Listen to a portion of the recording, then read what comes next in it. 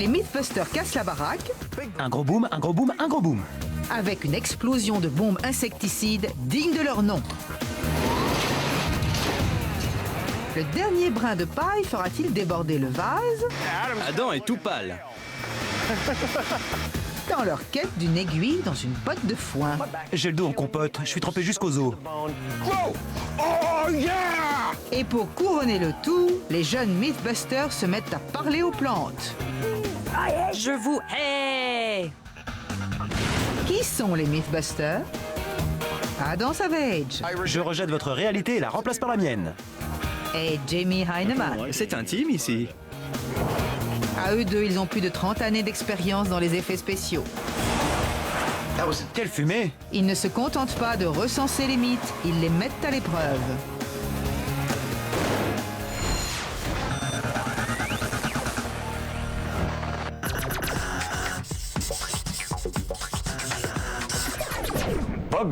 La bombe insecticide va remplir notre quota d'explosion pour la série. C'est l'histoire d'une famille qui avait des insectes dans sa maison de 46 mètres carrés et qui a décidé d'éradiquer le problème avec des bombes insecticides. Par malheur, ils ont utilisé 10 ou 11 aérosols, alors qu'un seul peut traiter 65 mètres carrés.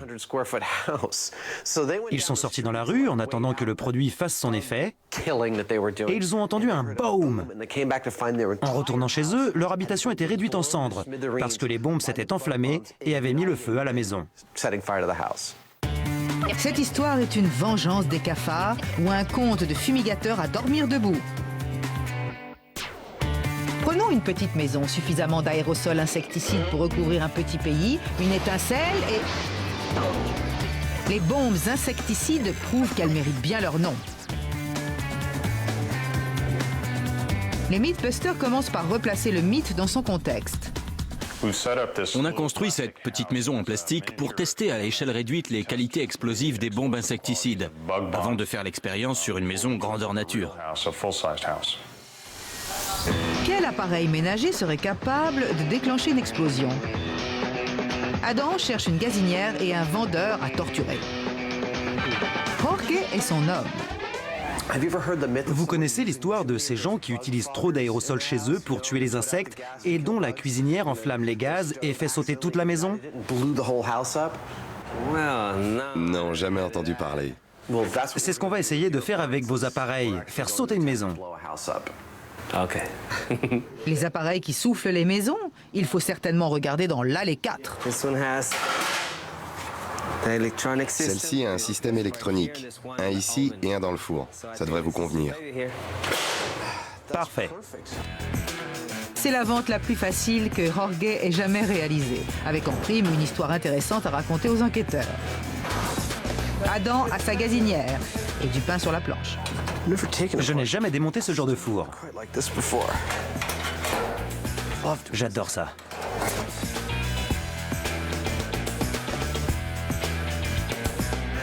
Ça, c'est pour l'allumage électrique. Tic, tic, tic. Dans le mythe, on ne sait si ce sont les contacts électriques d'une cuisinière qui ont enflammé les gaz. Pour le savoir, les garçons vont tester divers appareils ménagers. Voici notre dispositif avec 4 sources différentes d'allumage. Tout d'abord, un briquet qui agit comme une veilleuse. Ensuite, une prise murale standard. Ça, c'est un thermostat domestique standard. Il peut se créer une petite étincelle quand on actionne le levier. Et enfin, on a un éclateur à gaz qui crée une étincelle continue. Tous ces dispositifs sont reliés à un même tableau de commande qui permet de les activer à distance. Sage précaution, sachant que Adam est responsable de l'électronique. Prêt à recevoir un choc? J'y vais. Je branche le circuit défectueux.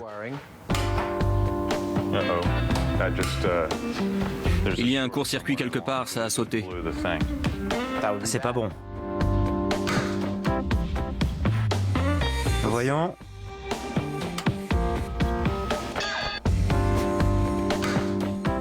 Je vais vérifier si le reste marche. Dans le doute, les Mythbusters procèdent à divers essais qui, avec un peu de chance, remettent tout en ordre. Mon circuit défectueux était défectueux, mais c'est réparé. Maintenant, il est défectueux comme je le veux. Voyons ça.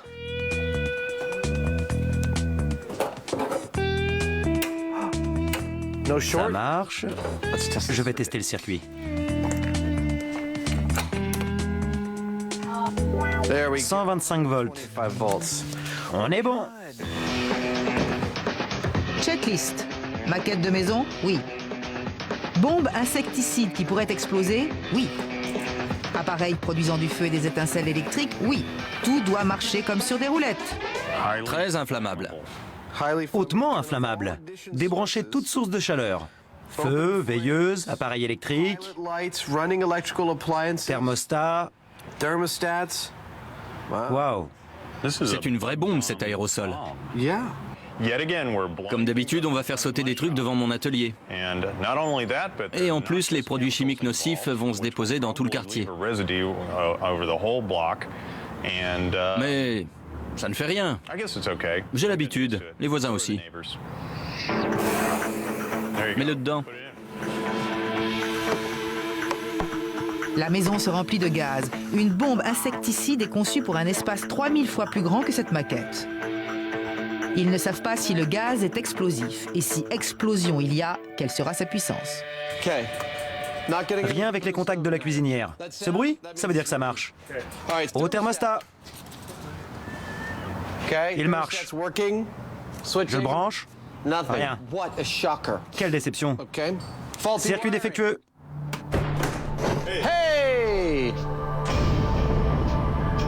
Non seulement l'aérosol est explosif, mais le dispositif de Adam a fonctionné.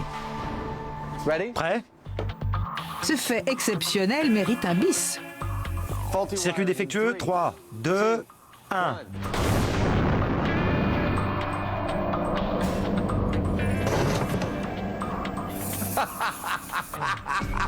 C'est génial. Je ne m'attendais pas à ça. C'est une réussite totale.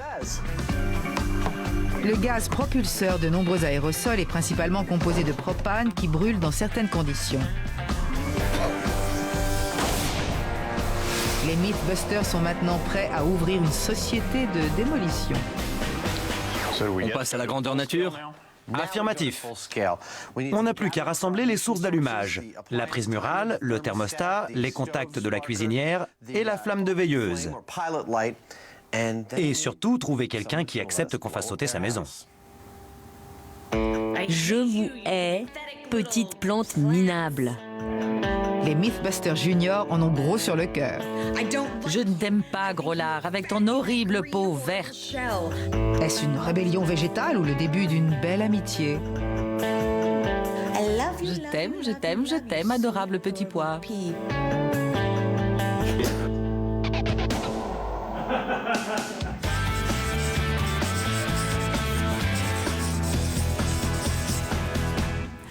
Et maintenant, on travaille sur quoi? Le prochain mythe est parler aux plantes. Beaucoup de gens croient que les plantes poussent mieux si on leur parle. Et si on les insulte? On peut essayer. J'ai envie d'essayer la musique. On dit que le classique aide les plantes à pousser. On devrait mélanger heavy metal et classique. Et on verra bien ce que ça donne. Ça me va. Parler aux plantes. Ils ont beau être jeunes, ils se comportent comme de vieilles dames excentriques. Tout ça au nom de la science, bien sûr. Nous faisons une petite expérience. On va observer les réactions des plantes devant des paroles douces ou agressives. Vous avez déjà entendu parler de ça? Ce sont des contes de bonnes femmes. Vous ne parlez pas aux plantes? Je ne leur parle pas, non. Vous voulez des graines? On veut partir de zéro. Ils ne croient pas aux mythes, mais ils leur vendent malgré tout des plants de petits pois et d'autres accessoires. Vous avez 70 pots identiques? Parler aux plantes est efficace. Je communique avec les miennes d'une certaine façon. Je pense à elles et j'ai le plus beau jardin du quartier. À mon avis, parler aux plantes, ce sont des idioties de hippies illuminés. Ça n'a aucun effet sur elles. Armés de pots, de sacs d'engrais et d'une quantité suffisante de petits pois pour nourrir tout un régiment, les stagiaires passent à la phase 2. Objectif: construire 7 serres indépendantes. La serre témoin sera silencieuse. La deuxième passera du heavy metal 24 heures sur 24. La troisième de la musique classique. 2 autres diffuseront des paroles douces et les 2 dernières des paroles agressives.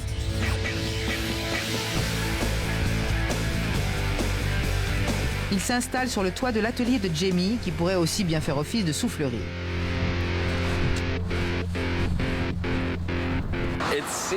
On dirait des cerfs-volants géants en forme de boîte. Ce n'est pas solide et le vent souffle fort ici. Il faut trouver un moyen de les empêcher de s'envoler. Vous voyez?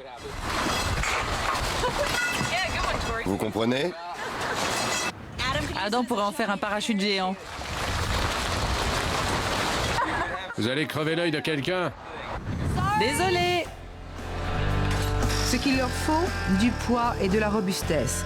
Tori opte pour des côtés en plexiglas. Ça va tenir? Une fois assemblés, ça devrait tenir. On verra bien. Bientôt, un petit village de serres est monté.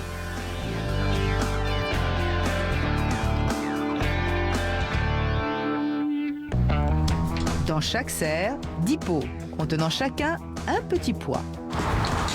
Espèce d'horrible chose. Tu me rends malade. J'espère que tu vas crever. Pour éviter un dessèchement immédiat, ils installent un système d'arrosage automatique actionné par batterie avec brumisateur et goutte à goutte. Chaque jour, au même moment, les pots reçoivent la même quantité d'eau. Les conditions sont identiques pour toutes les plantes. À l'exception bien sûr de la bande son. Parle normalement et distinctement. Ça s'adresse à mon ami la Grèce. Va pourrir en enfer. Tout ce que tu sais faire, c'est de gaver les gens. Sale bisu, Burke. Ça va? Joli petit pois vert, tout rond. Horrible petit pois verdâtre qui a gâché toute ma nourriture. Chaque monologue sera diffusé en boucle pendant toute la durée de l'expérience. Si les stagiaires parlaient en personne, le gaz carbonique qu'ils expirent pourrait fausser les résultats. Pois stupide. Tori est à la recherche de quelque chose de plus heavy. Vous avez du hardcore complètement death metal. Bien sûr. Super.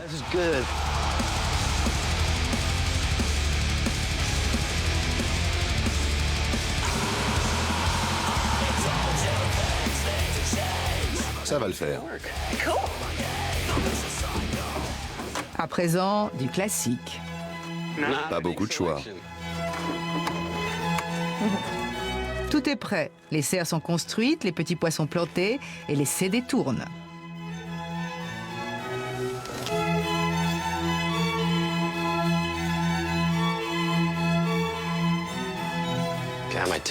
J'ai perdu la main en tant que chef d'orchestre. Le mythe est maintenant au bon soin de Mère Nature.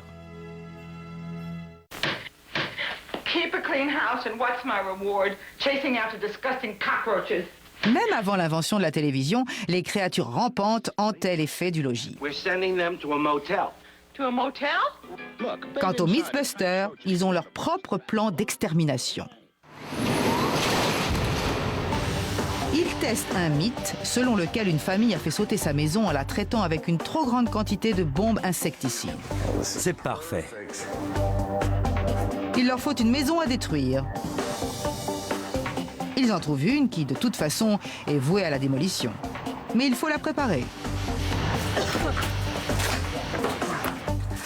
Pour les besoins du film, on transforme ce joli pavillon californien en zone sinistrée. L'habitation à l'origine du mythe était très petite, moins de 50 mètres carrés. Sans être spacieuse, celle-ci est plus grande. Là, on a près de 19 mètres carrés. Ici, 23. Ce qui fait presque 50 mètres carrés avec l'entrée. On aura environ 51 mètres carrés si on condamne toutes les autres pièces. C'est parfait. Ils condamnent plusieurs pièces pour ne garder qu'un espace d'environ 50 mètres carrés. Adieu, salle de bain. Ils enlèvent la moquette inflammable et cherchent un moyen d'aérer la maison au cas où les gaz des aérosols ne prendraient pas feu. Un vrai casse-tête, comme ouvrir la porte. On n'a pas besoin d'une trappe. C'est comme ça que Jamie retrouve son chemin. Il a l'air intelligent, mais il est perdu s'il se trouve à plus de 15 mètres de l'équipe. La maison est prête. Maintenant, passons à la mise à feu. Au départ, ces deux prises devaient servir de circuit défectueux. On les a équipées d'un dispositif d'allumage rattaché à un paquet d'allumettes. Comme ça, si la flamme du briquet ne marche pas, on a deux systèmes d'allumage de secours infaillibles.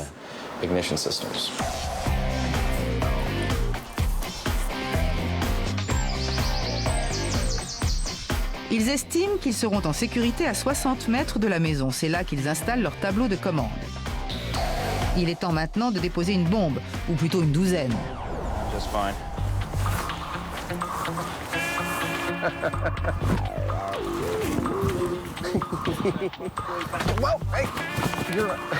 Il est sûr de lui là-dedans.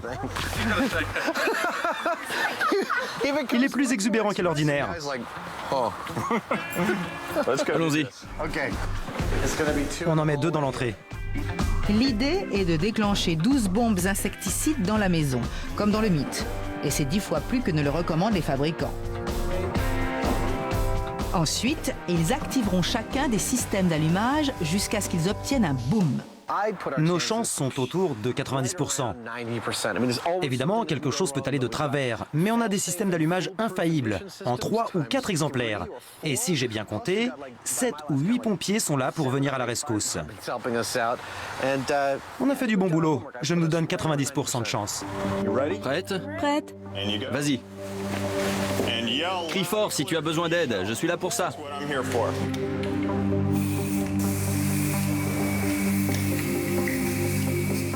J'ai fini. Reviens. Je sors. L'air s'épaissit et devient toxique. Même avec des masques à gaz, il faut vite sortir. On va fermer la maison. Over.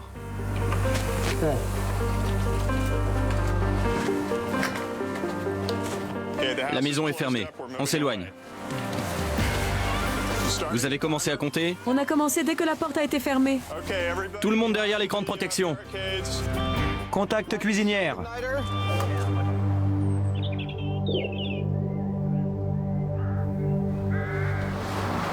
Rien. Pas même une étincelle. Rien. Ce serait mieux si c'était branché. L'allumage est prêt.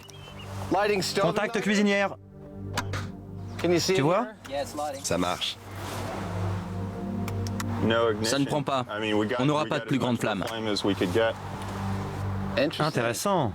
On ouvre la porte? Oui. Tandis que la fumée s'évacue, les Mythbusters sont perplexes. Car après tout, l'explosion était spectaculaire devant l'atelier. Faire sauter une maison avec des bombes insecticides est plus difficile qu'on ne le pensait. Il va falloir mettre les bouchées doubles. Ils vont essayer avec une flamme plus longue qui brûle plus longtemps et un plus grand nombre d'aérosols. Un nombre bien supérieur à ce qui est inscrit sur l'étiquette, bien au-delà de ce que recommandent la prudence et la sagesse.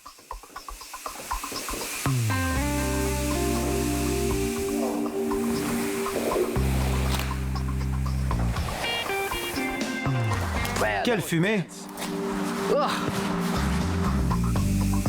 Pendant que la maison se remplit de gaz et que l'équipe se retranche derrière son écran protecteur, faisons un bref détour par San Diego, en Californie. Cette habitation pourrait être à l'origine du mythe. Elle a été soufflée dans des circonstances identiques à celles que les garçons recréent. Trop de bombes insecticides et une source d'allumage. Dans ce cas, un radiateur mural. More isn't better. Just pay attention to the directions. Ce conseil serait utile à Adam et Jamie alors qu'ils s'apprêtent à appuyer sur le bouton. Mais il est trop tard.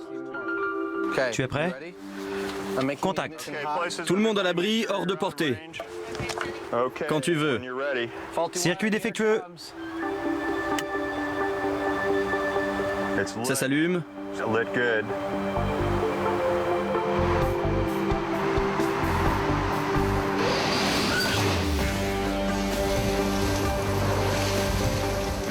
Ça a vidé la maison. C'est déjà ça. Le mythe est bien plus que de l'air chaud.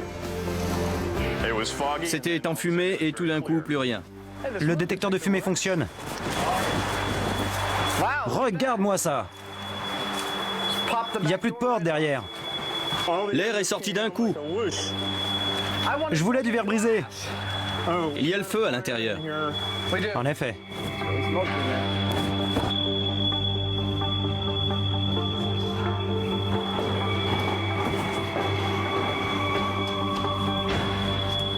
C'est éteint? Oui, ça y est.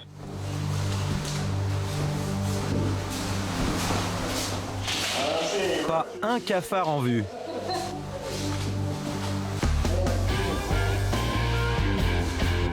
Pour Adam et Jamie, ce serait une honte de gâcher le reste des aérosols. Après tout, c'est Mythbuster, non?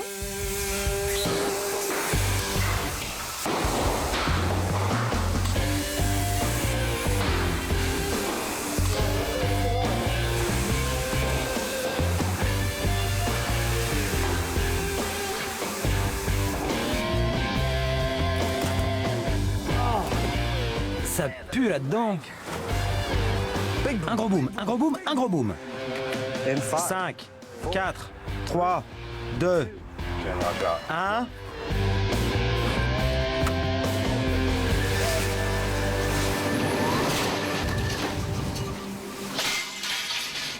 C'est ça que je voulais entendre. C'est ça dont je parlais. La fenêtre a pété?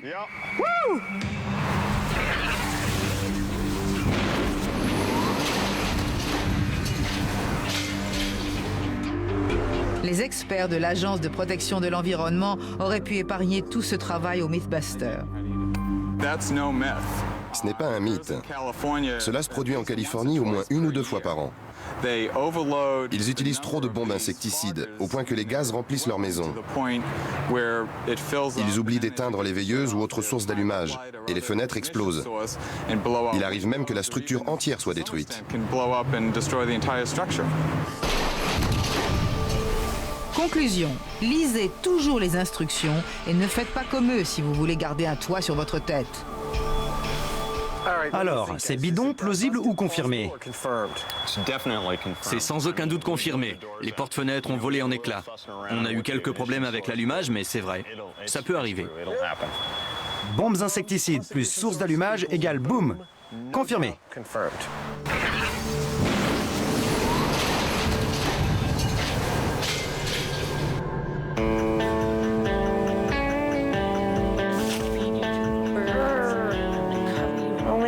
Si je vous ai planté, c'est pour vous insulter les lundis. Tout se présente bien dans le jardin. Espèce d'horrible petit pois dégoûtant! Je vous hais! Les pois ont été plantés il y a 1 semaine. Le moment est venu de les compter. J'ai 5 pouces dans ma méchante serre. 6. J'en vois une autre là-bas. Je vais aller voir dans ma gentille. 5, 6, comme dans l'autre.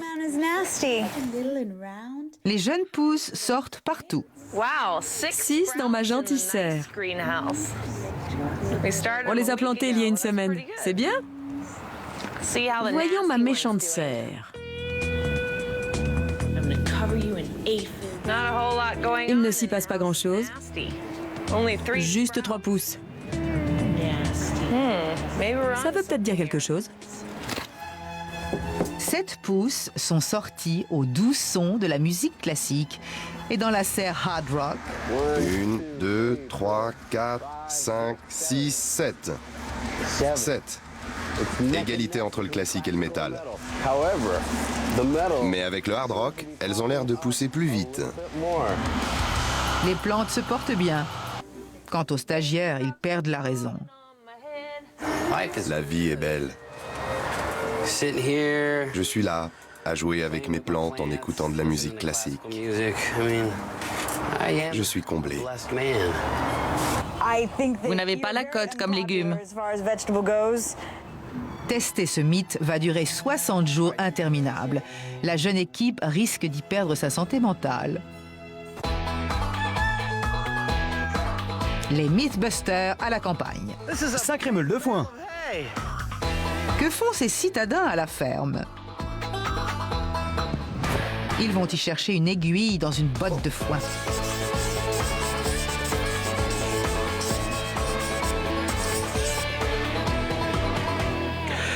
Jamie, il faut trouver un autre genre de mythe, faire de nouvelles expériences, à commencer par les vieux adages pour découvrir s'ils ont un bien fondé. Du genre, l'aiguille dans la botte de foin? Exactement. En utilisant la technologie moderne, on peut peut-être prouver que c'est dénué de sens. Je suis partant. Première étape, un entrepôt de foin. Autrement dit, une ferme.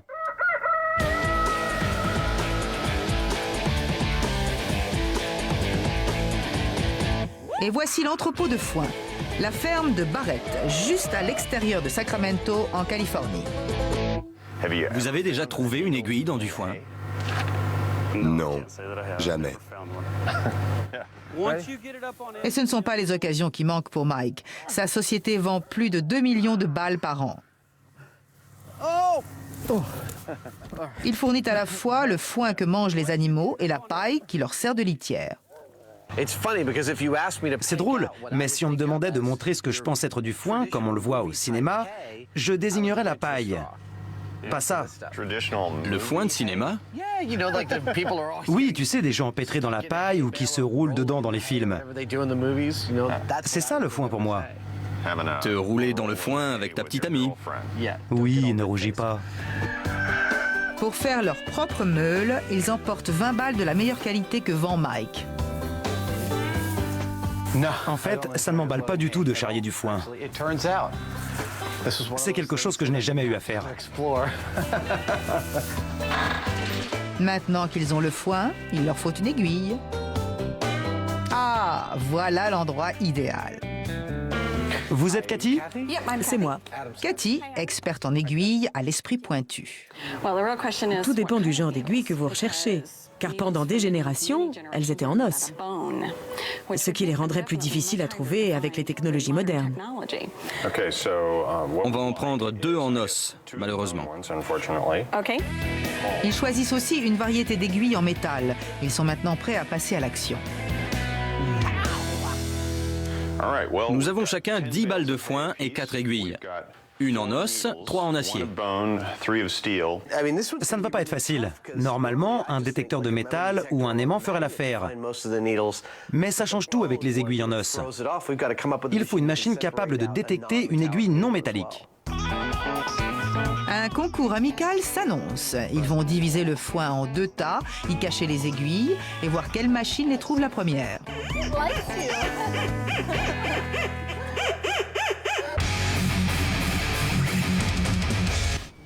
Je vous aime. Pendant ce temps, sur le toit, Minable. Tas de minables. les CD des juniors continuent de tourner. Je vous aime, je vous aime.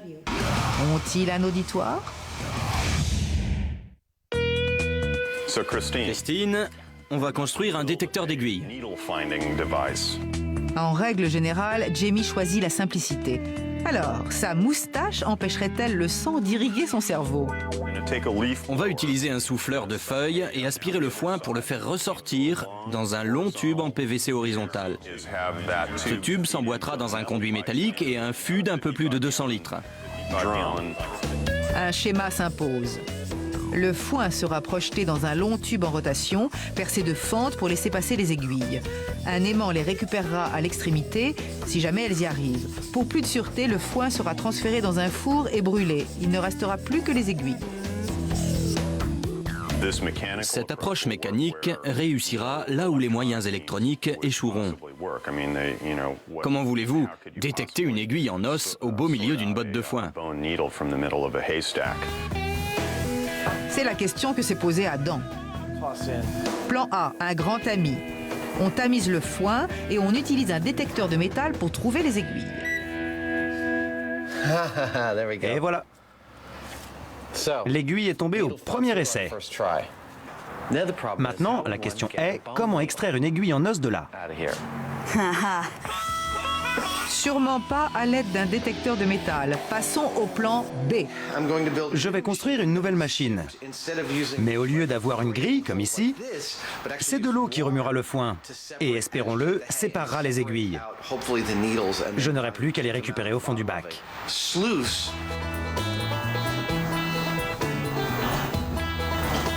Voilà l'aiguille.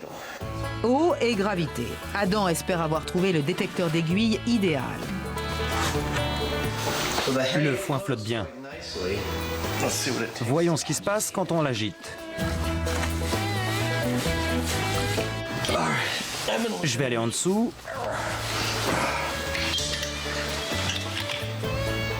Pour voir si l'aiguille y est. C'est mon aiguille? Oui, c'est elle. Et voilà. C'est la seule méthode que j'ai trouvée jusqu'ici qui me permette aussi d'attraper l'aiguille en os. Le détecteur d'aiguilles est né. Un réservoir peu profond et 3 agitateurs. Le foin sec y entre, le foin mouillé en sort et avec un peu de chance, les aiguilles restent au fond.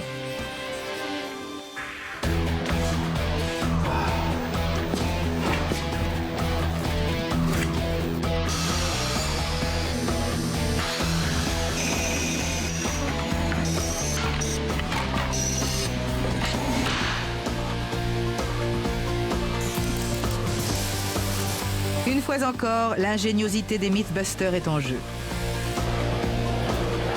Les roues à aubes de Adam et le détecteur d'aiguilles seront-ils à la hauteur? Ça va casser, capitaine. Je ne vais pas tenir bien longtemps. Ou est-ce le tube à rotation rapide de Jamie qui remportera la partie? La seule façon de le savoir est de les mettre à l'épreuve.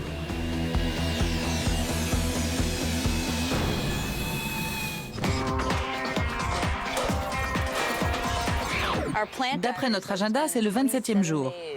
Et on est en plein été. On est à mi-parcours. Au QG des serres, seule la serre témoin est silencieuse. Quant aux autres, elles diffusent depuis 4 semaines de la musique et des conversations. Les plantes poussent-elles mieux en musique ou inondées de paroles? Elles sont énormes. Dans un mois pour la fête nationale, vous serez les championnes. Come on, baby! Yeah, go! Come on! Yeah! Go! Go! Go! Oh, yeah! Woo! Ça va leur faire du bien. Ça va les inciter à grandir plus vite.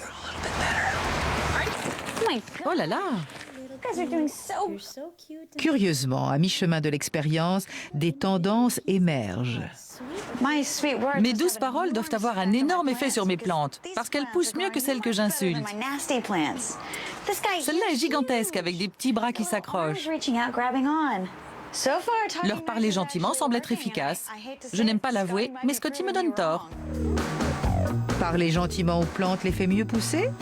Carrie perd-elle la raison? Bonjour à vous, petits pois. Quelle jolie plante vous faites. Je vous aime toutes. Je suis inquiet pour nous tous. Elles savent ce que je ressens. On a besoin d'un examen psychologique. Je vais vous arracher de vos peaux et vous écraser en bouillie. Pigé? Il est temps pour eux de rejoindre la terre ferme. Ils laissent le système d'arrosage faire son travail.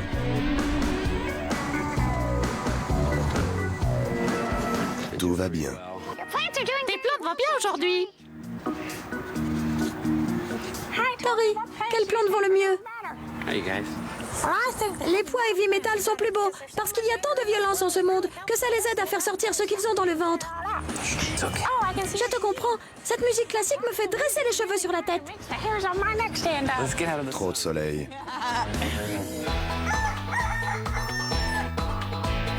Pas de repos pour les braves. Il faut trouver une aiguille dans une botte de foin et les stagiaires viennent donner un coup de main.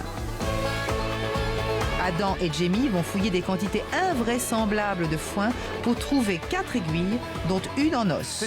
Ça va être la botte, la meule de foin, la plus grosse qu'on ait jamais vue. Fais-la rouler.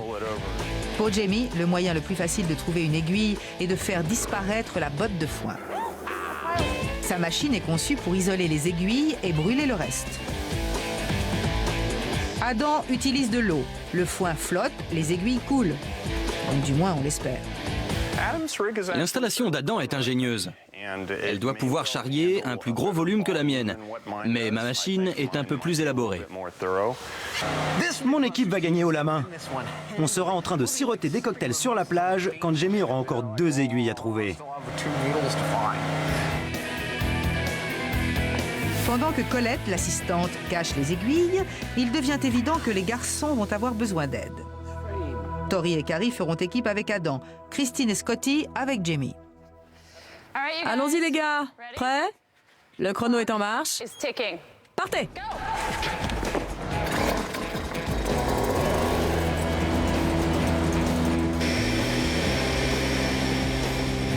L'équipe de Adam met le foin dans le réservoir et le fait ressortir à l'autre bout, espérant qu'au passage, les aiguilles couleront au fond.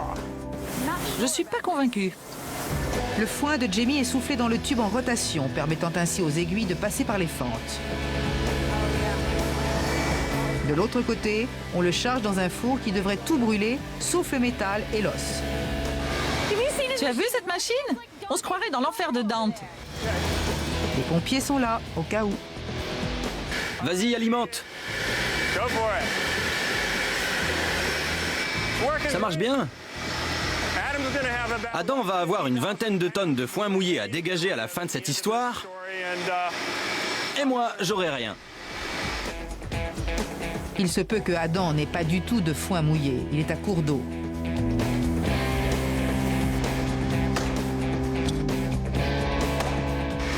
Je ne sais pas ce qui se passe, mais j'entends pas mal de coups de marteau. Et Adam est tout pâle. J'ai dû enlever une roue pour remettre de l'eau manuellement dans le circuit. Comme à leur habitude, les pompiers lui sauvent la mise. Tricher? Est-ce que c'est de la triche? Pas du tout. Tori apporte une modification simple mais cruciale à la machine de Adam. On ajoute des aimants à l'entrée de l'alimentation. Ce sont des aimants super puissants au néodymium. On va voir si on peut capturer les aiguilles dès le départ. Tu avais mis le doigt dessus. Bonne idée. Jamie y avait pensé depuis longtemps. La petite aiguille. C'est pas vrai, ils en ont une. Elle est passée par les fentes. T'en as une? Une seule? Allons-y, il faut mettre le turbo. J'ai commencé à croire qu'ils n'avaient pas mis d'aiguille dans la botte et qu'ils essayaient de nous avoir. Maintenant, tu sais. Il aura fallu plus de 4 heures pour trouver cette petite aiguille. C'est le temps nécessaire pour trouver une aiguille dans une botte de foin.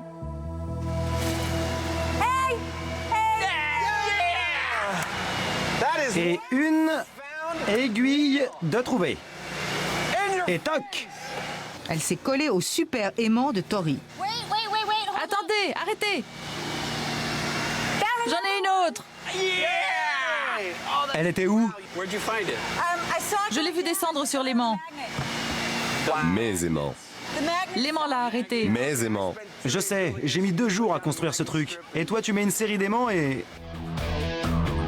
Maintenant, les équipes savent que leurs machines sont efficaces. Trouver les aiguilles ne devrait être qu'une question de temps. Mais c'est plus long que Adam ne l'avait escompté. Je vois les coupes d'ici. On boira des cocktails dans 1 heure ou 2. On sera en train de siroter des cocktails sur la plage. 2e coupe. 6 heures plus tard, l'équipe d'Adam est toujours à la tâche. 6 heures plus tard, l'équipe de Adam est toujours à la tâche. Ils ont trouvé 2 aiguilles. Ils ont trouvé 2 aiguilles. Mais il reste à trouver la petite et l'aiguille en os. Vous voyez le topo? Et le camp de Jamie n'a rien à leur envier. Pour couronner le tout, la lumière baisse. Le pire, ce sont ces petits bouts de foin qui entrent sous les ongles. Ça me tue. Je ne veux pas qu'ils aient le dessus, et comme je veux gagner, j'essaie d'oublier la douleur. Une seule chose peut soulager Tori. Je l'ai! La dernière en métal. On n'a plus qu'à tamiser le reste du tas et à trouver l'aiguille en os. On a toutes les aiguilles en métal. Mets-la sur la pelote de la victoire. 3 aiguilles, en métal, En métal, en métal. 3 aiguilles. Ça marche bien pour eux. On n'en a trouvé qu'une et ils en ont 3. Soudain, le détecteur d'aiguilles semble se dessiner comme vainqueur. Mais une aiguille en os le séparant de la victoire, Adam admet qu'il pourrait y avoir un problème crucial. Je n'ai pas vérifié si l'os flotte. C'est une grave erreur. Mais c'est le genre de choses dont je suis capable. Une mauvaise nouvelle ne vient jamais seule.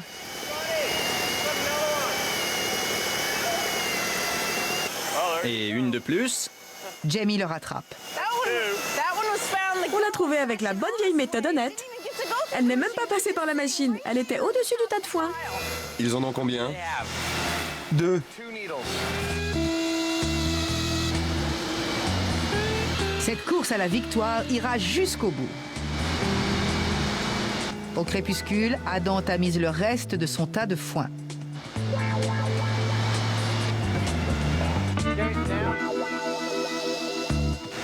Il faut chercher l'aiguille en os avec les mains.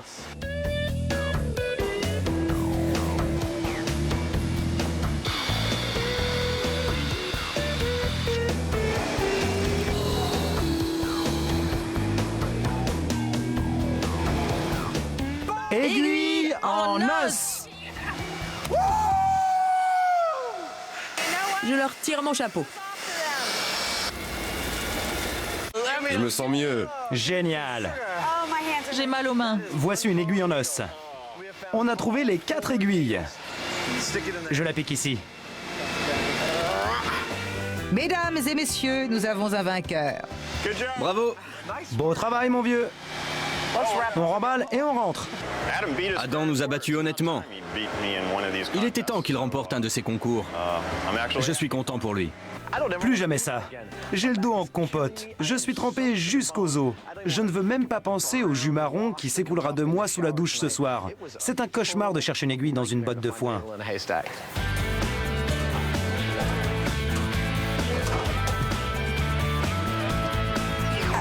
Tu as vu ça? Qu'est-ce qu'il y a? Elles sont horribles. Elles ont jauni. Elles meurent. Presque 2 mois ont passé. L'expérience parler aux plantes se heurte à un problème majeur. Je vais vérifier le système d'arrosage. Il s'est peut-être arrêté. Elles ont l'air desséchées. Les stagiaires ne sont pas montés sur le toit depuis 1 semaine. 7 longs jours de chaleur. Les plants fragiles de petits pois en ont fait les frais. Une des horloges ne marche pas. Vraiment? Alors l'eau ne coule pas. Je vais vérifier l'humidité. Ça a l'air mouillé en surface, mais c'est sec en profondeur. Les mots doux ne suffisent pas. La batterie de l'horloge qui déclenchait l'arrosage des pots s'est déchargée. Les plantes auxquelles on a parlé se sont suicidées à force d'entendre « Je vous aime » à longueur de journée. Seule consolation, chaque serre est affectée de la même façon. Bien que les plantes ne respirent pas la santé, l'expérience est toujours pertinente. C'est le moment pour les stagiaires de récolter ce qu'ils ont semé. Pour tirer nos conclusions, il faut sortir les plantes des pots, enlever toute la terre des racines et mesurer la masse des plantes de chaque serre. On devrait obtenir de bons résultats. Salut Jamie. Salut Carrie. Qu'est-ce qui se passe ici? Tu ressembles à une marmotte. Je suis là aussi. Marmotte numéro 2. Comme pour toute moisson, les voisins viennent prêter leur concours. C'est la gentille serre. J'aimerais bien entendre Jamie dire « Tu es la plus belle plante que j'ai jamais vue. Je t'aime. » Tu es gentil ici et méchante là-bas. Je les traite de bisous. Tu appelles une plante un bisu? Je ne savais plus quoi dire. Un peu de sérieux. Question, parler aux plantes favorise-t-il leur pousse? Ici, c'est la musique classique. Musique classique. Réponse, pas autant que la musique. Elles ont l'air en forme. J'entends que des... Numéro 7. Contre toute attente, la serre heavy metal donne les meilleurs résultats. Dans les deux serres musicales, les plantes se portent mieux. Elles sont plus grandes et ont les plus grosses cosses. Dans la serre métal, les plantes sont énormes comparées aux autres.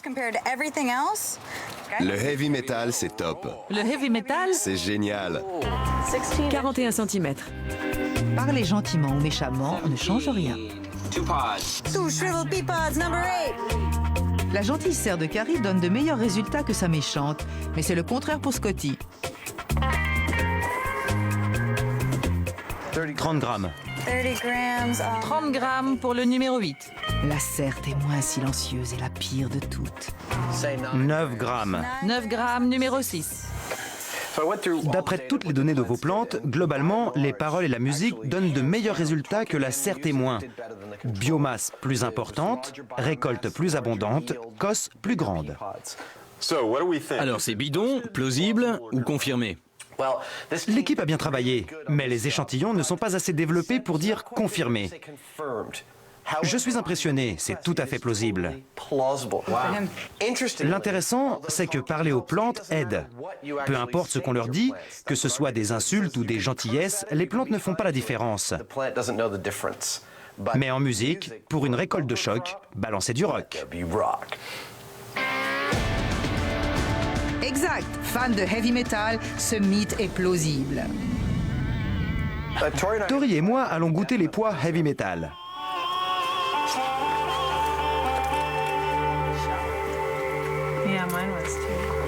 Ils sont bons. Les pois musicaux ont un goût extraordinaire.